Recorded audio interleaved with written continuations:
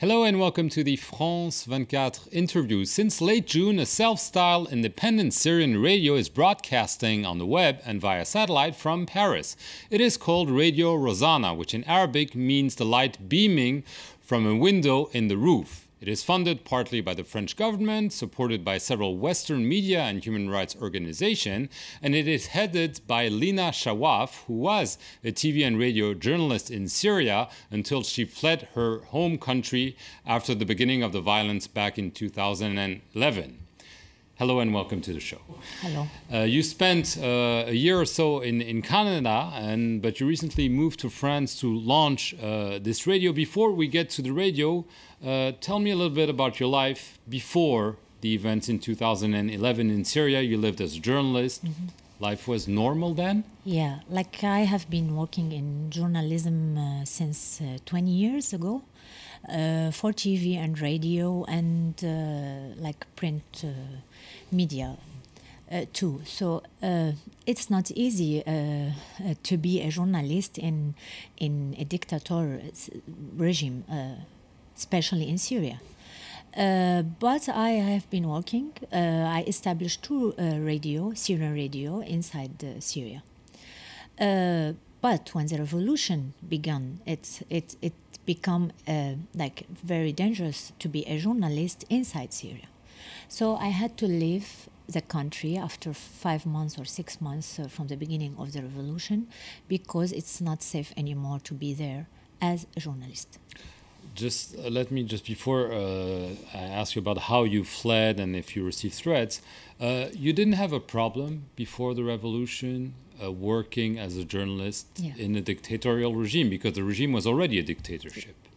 No, actually I didn't have a real problem, but like in the radio that I established, we are not allowed to broadcast news or political issues at all.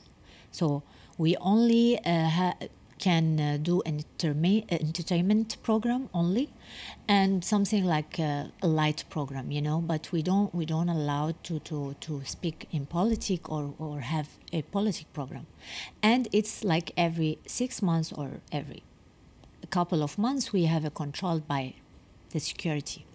So always they are talking to us about many issues, like they want to feel us always that we control you, we listen to you, we are not sleeping, we are always watching you. But the real problem is when the revolution began, actually. But for me personally, I didn't have any problem before. Special problem, I mean. So what happened when the revolution began? Yeah, when the revolution began, it's become like I worked in private media, and even so they came and want me to say the propaganda that they broadcasted on their media.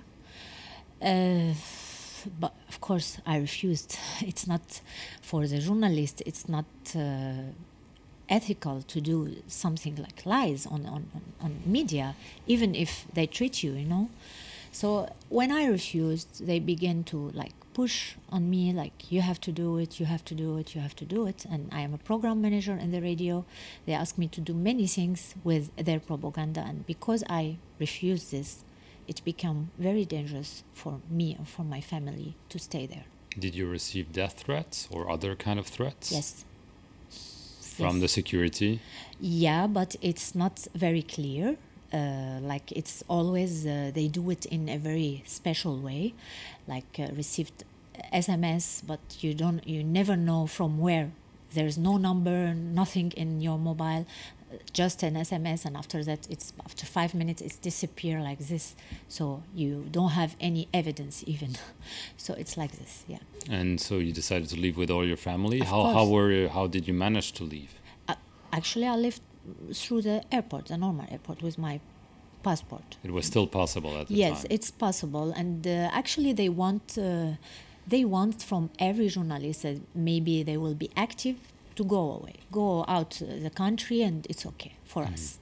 Okay, so you spent some time in exile in Canada, and you've decided to launch this new project, Yes. Which is partly funded, as I said, by the French government. Yes. Another part is from a Danish media organization. What is the objective?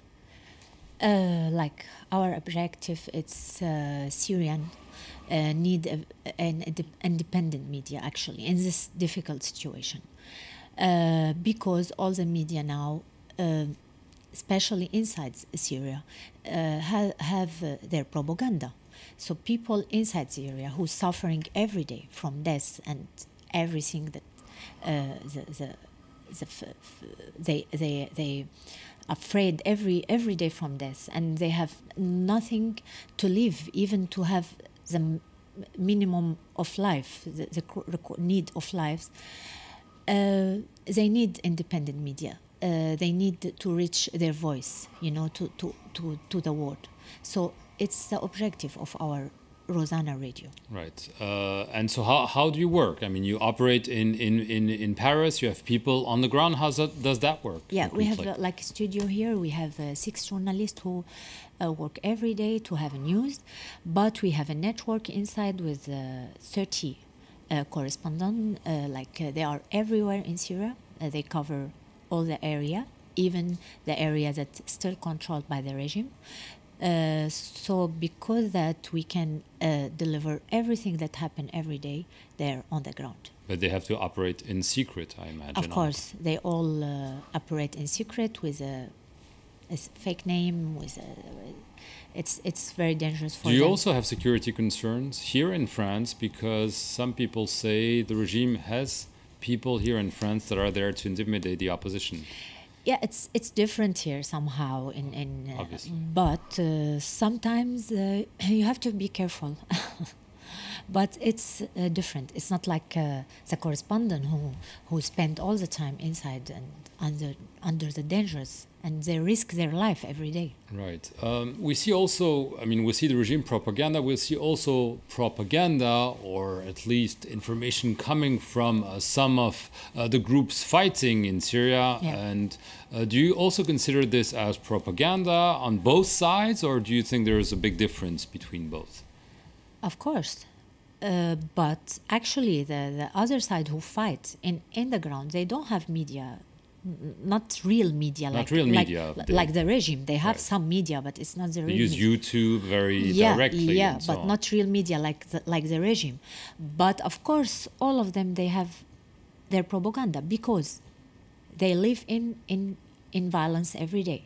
So it's not easy to be independent in this very difficult situation. But speaking of independence, how can you be independent if you're funded partly by a government, the French government, that backs the opposition? Maybe not full military support, but nevertheless. So how can you be seen as independent?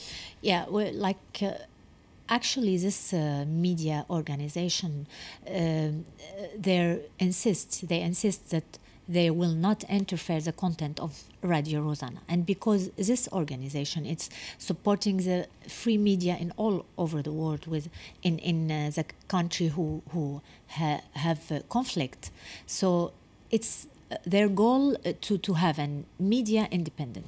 And we insist to be really independent. Of course, there is no real independent in the world, but we will try our best to be really the voice of the Syrian people who are inside, living on the ground, suffering every day, reach their social suffering, their social difficulty, even their living difficulty. They sometimes they don't have bread, they don't have food to eat.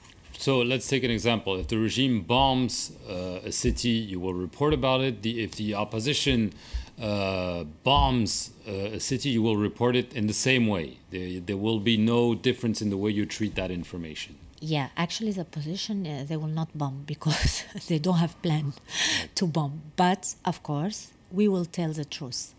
The goal of each media in the world to tell the truth, what really happened. So we will tell the truth. Last question, how do you view the situation? It seems it's going from bad to worse. Do you see any light at the end of the tunnel in Syria? We have to see light all the day, because if we don't see light, we will never walk. But it's really dark. The road of Syria now, it's really dark. Nobody knows what will happen. But it's very difficult, and we have to support Syrian people inside Syria. Right. But it seems the regime now has regained the upper hand. I think it's a political game. All the world, it's a political game from all the world on the ground of Syria. So I can't say anything that if the regime or the position it's who now stronger, but it's like a game. I feel it's like Right. a political. Do you think the game. international community should be ashamed of Yes. what it has done or Yes. not done? Yeah, not done, because innocent people killed every day, and they have no. They are not guilty. They are only innocent people, children and women. Why they killed every day? Why community, like international committee, world doesn't or don't support these children and women that they killed every day with nothing for nothing? Do you hope one day to go back to your country, or are you afraid because you will not recognize it? Yes, I'm afraid to go back, but of course I hope from my heart to go back in my country. Okay, Lina Chawaf, thank you very much for talking to us about your country and about your new project. Good luck. Thank you. Thank you for watching this edition of The Interview here on France 24.